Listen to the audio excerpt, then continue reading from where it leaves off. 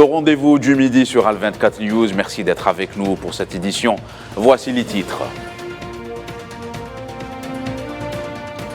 Ouverture ce mardi du 15e sommet des BRICS à Johannesburg, en Afrique du Sud. Un rendez-vous économique majeur, plus d'une soixantaine de pays conviés. On retrouvera en direct de Johannesburg Myriam Ziane, notre envoyée spéciale.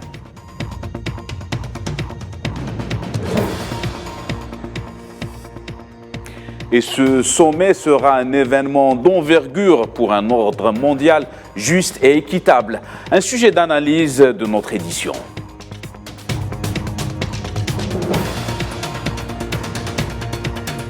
Dans les territoires palestiniens occupés, un jeune adolescent est tombé en martyr dans le sud de Jenin.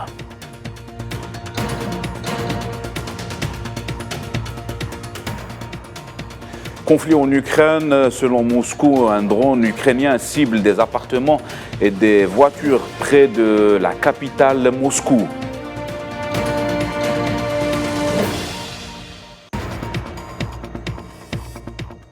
Voilà pour les titres. Bienvenue à toutes et à tous pour ce journal qu'on entame avec l'ouverture du 15e sommet des BRICS à Johannesburg, en Afrique du Sud. Hormis les 5 membres de l'institution, une soixantaine de pays ont été conviés. Parmi les principaux dossiers traités lors de ce rendez-vous qui se tient jusqu'à jeudi, la création d'une nouvelle monnaie commune pour l'organisation, mais aussi l'élargissement des BRICS au profit de nouveaux membres. Plusieurs pays ont exprimé leur intérêt à rejoindre les BRICS, dont 13 qui ont officiellement déposé des demandes d'adhésion au groupe.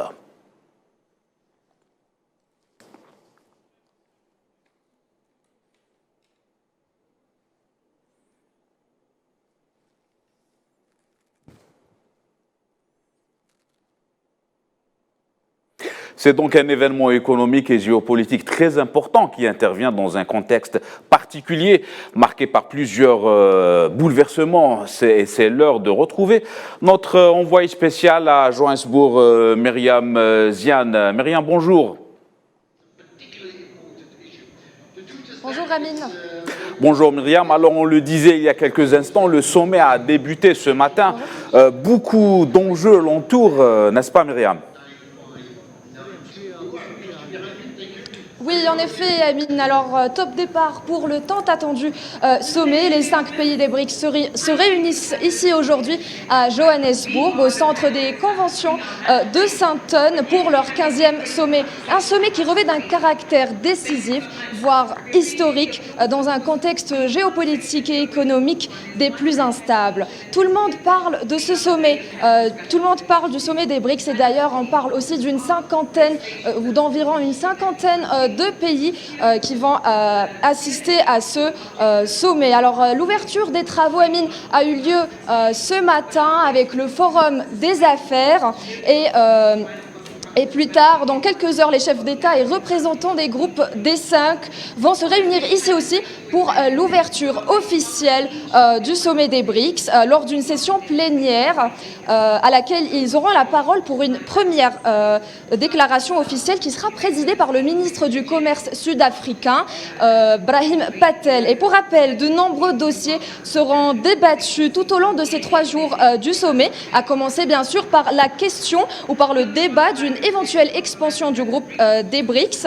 Et pour rappel aussi, 23 candidatures ont jusque-là déposé leur intérêt ou leur candidature pour rejoindre le groupe. Alors ce bloc est donc en quête de rejoindre ou d'étendre son influence et de revendiquer un rééquilibrage économique et politique mondial, de préférence multipolaire.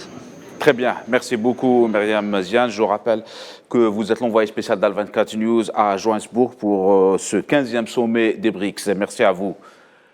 Et je vous le disais, mesdames et messieurs, au début de ce journal, ce très important rendez-vous, l'élargissement du groupe, mais aussi le renforcement de l'émergence d'un monde multipolaire, les modalités pour une alternative monétaire et le financement du développement dans le sud global seront également abordés. Sofiane Baroudi. Le très attendu 15e sommet de l'organisation des BRICS se tiendra à Johannesburg autour du thème « Les BRICS et l'Afrique ». Au menu de cet événement économique et géopolitique de grande importance, plusieurs sujets déterminants dans une conjoncture internationale marquée par de profonds bouleversements. L'un des principaux axes sera l'accompagnement de l'émergence d'un monde multipolaire souhaité par plusieurs grands acteurs internationaux, exprimant clairement leur volonté de sortir de l'unipolarité sanctionnée par l'hégémonie occidentale au niveau politique et économique. Dans ce siège, le chef de la diplomatie russe Sergei Lavrov a déclaré que les BRICS étaient prêts à répondre à la demande en devenant le pilier d'un nouvel ordre mondial polycentrique plus juste. Le président brésilien Luiz Inácio da Silva a pour sa part exprimé que ce sommet sera l'occasion de discuter de questions mondiales, à l'instar de la lutte contre les inégalités et de la paix globale. Une large présence de dirigeants politiques internationaux confère à l'événement une dimension diplomatique certaine. À ce propos, le secrétaire général de l'Organisation des Nations Unies, Antonio Guterres, sera présent pour l'occasion. Mais l'un des principaux axes de cet événement planétaire sera probablement l'élargissement du groupe des BRICS qui bénéficie d'une grande attractivité parmi les pays émergents du Sud global. Soucieux de renforcer la coopération multilatérale, la Chine, poids lourd de l'organisation, est favorable à l'élargissement et a déjà organisé par visioconférence l'initiative BRICS+, qui a vu la participation de plusieurs grandes nations. L'hôte de ce 15e sommet, le président sud-africain Cyril Ramaphosa, a exprimé qu'il était favorable à l'élargissement de la composition des BRICS pour la construction d'un ordre mondial plus juste. Il a également exprimé à l'occasion d'un discours à la nation l'attachement de son pays à la défense des causes justes et des droits des opprimés dans le monde, réitérant le soutien de l'Afrique du Sud à la lutte anticoloniale des peuples de Palestine et du Sahara occidental. Un autre volet de haute importance sera la construction d'une alternative financière et monétaire via le mécanisme de la Banque de développement des BRICS, dirigée par l'ancienne présidente brésilienne Dilma Rousseff. L'accompagnement du développement équitable du Sud global, principalement du continent africain qui recèle un potentiel économique au cœur des convoitises et au centre des attentions, sera discuté, ainsi que la question d'une monnaie commune et de la dédollarisation des échanges commerciaux que beaucoup d'acteurs internationaux ont commencé à mettre en œuvre pendant que d'autres l'appellent de leur vœu. Et l'actualité de ce mardi 22 août, c'est aussi les développements de la situation au Niger. Après le coup d'État du 26 juillet dernier, l'Allemagne compte faire pression pour des sanctions individuelles contre les responsables du putsch. C'est ce qui ressort de la déclaration de la ministre allemande des Affaires étrangères, Annalena Baerbock. À Berlin, Baerbock s'est exprimée après avoir discuté de la situation dans ce pays africain avec son homologue sénégalaise. Ich verurteile daher den Putsch aufs Schärfste. Nous condamnons, je condamne le coup d'État avec la plus grande fermeté et nous saluons la réponse décisive et ferme de la CEDEAO à la crise au Niger. L'Allemagne et l'Union européenne soutiennent l'approche à deux voies de la diplomatie et de la pression de la CEDEAO. Afin de mettre l'accent sur les efforts de la CEDEAO, l'Allemagne a suspendu tous les paiements à l'État du Niger et nous voulons maintenant faire pression pour des sanctions individuelles entre les États membres de l'UE contre les putschistes. Ce qui se passe au Niger nous concerne nous tous, c'est-à-dire concerne tous les démocrates du monde, tous ceux-là qui pensent que c'est par la voie de la démocratie, par la voie du dialogue, par la voie de l'élection, par la voie du respect des règles constitutionnelles que le pouvoir doit s'acquérir et qu'on doit pouvoir se maintenir au pouvoir. Et c'est la raison pour laquelle, ensemble, nous condamnons les coups d'État, tous les coups d'État. Actualité continentale toujours, de violents combats ont été signalés entre l'armée et les paramilitaires près d'une base située dans le sud de Khartoum, la capitale soudanaise. Des combats qui perdurent depuis plus de 48 heures autour du camp militaire. Le quartier a été bombardé à l'arme lourde par les FSR et il y aurait une quinzaine de morts parmi les civils, affirme l'armée. Les forces armées qui ont fait appel à l'aviation pour frapper les positions de leurs adversaires. Elles ont visé des points au sud et à l'est de la capitale soudanaise.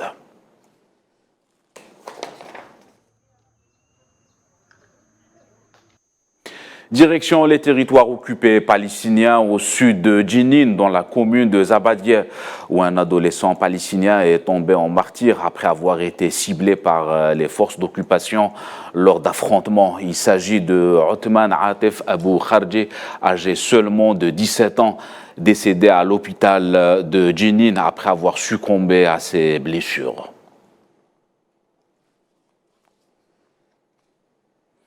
Et dans le gouvernorat de Ramallah, l'armée d'occupation sioniste a procédé à l'arrestation de dizaines de Palestiniens. Dans un communiqué de presse publié mardi, le club du prisonnier palestinien a clarifié que les forces d'occupation ont pris d'assaut plusieurs régions à Ramallah, où ils ont arrêté 16 Palestiniens. L'armée sioniste a pris d'assaut plusieurs régions à Al-Khalil aussi, arrêtant 12 citoyens. 5 Palestiniens ont été arrêtés dans la ville de Naplouse, ainsi que 3 autres citoyens lors d'une descente dans la ville de Tolkaram. Des responsables russes ont déclaré ce mardi 22 août que l'armée avait abattu 4 drones ukrainiens près de Moscou et au-dessus de la région de Bryansk qui borde l'Ukraine. Des vidéos et des photos montrent des vitres brisées dans un immeuble ainsi que des dommages à plusieurs voitures. Le ministère russe de la Défense a déclaré qu'il n'y avait eu aucun blessé lors de la dernière attaque. L'espace aérien au-dessus de la capitale russe a été brièvement fermé et 3 grands aéroports de Moscou ont suspendu leur vol, a rapporté l'agence de presse TASS.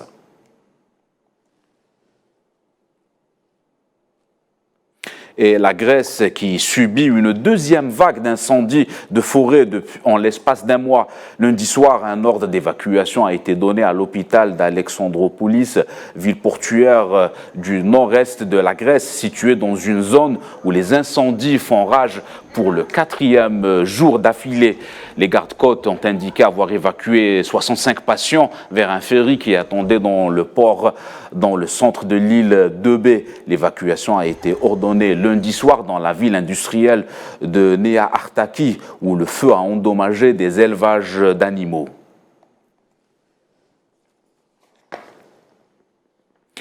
Les autorités japonaises s'apprêtent à commencer le rejet des eaux de la centrale nucléaire accidentée de Fukushima dès ce jeudi. C'est ce qu'a annoncé le Premier ministre japonais Fumio Kishida.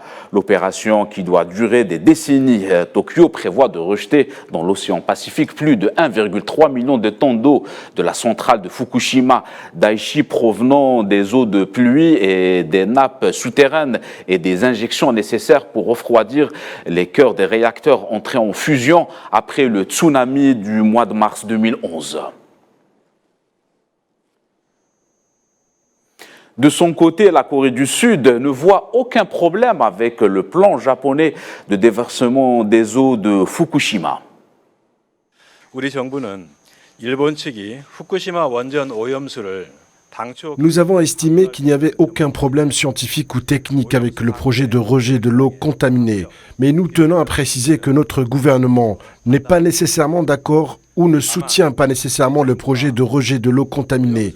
Si le rejet réel s'écarte, ne serait-ce que légèrement du processus prévu, nous considérerons cela comme une menace pour la sécurité et la santé de nos citoyens et demanderons immédiatement au Japon d'arrêter le rejet. 판단해 일본 측에 즉각 방류 중단을 요청할 것입니다. Mais pour Pékin, le Japon a rejeté d'une façon arbitraire en mer les eaux contaminées de la centrale nucléaire accidentée de Fukushima après l'annonce par Tokyo du début des opérations dès ce jeudi. 日本政府不顾国际社会严重关切和坚决反对。 Le gouvernement du Japon a défié les graves préoccupations et l'opposition résolue de la communauté internationale. Il a insisté pour annoncer que le rejet des eaux contaminées de Fukushima commencerait le 24 août. Il transfère de manière flagrante le risque de contamination nucléaire au monde entier et faire passer ses propres intérêts égoïstes avant le bien-être à long terme de toute l'humanité. C'est extrêmement égoïste et irresponsable. La Chine est gravement préoccupée par cette situation et s'y oppose fermement et fait des représentations solennelles auprès de la partie japonaise.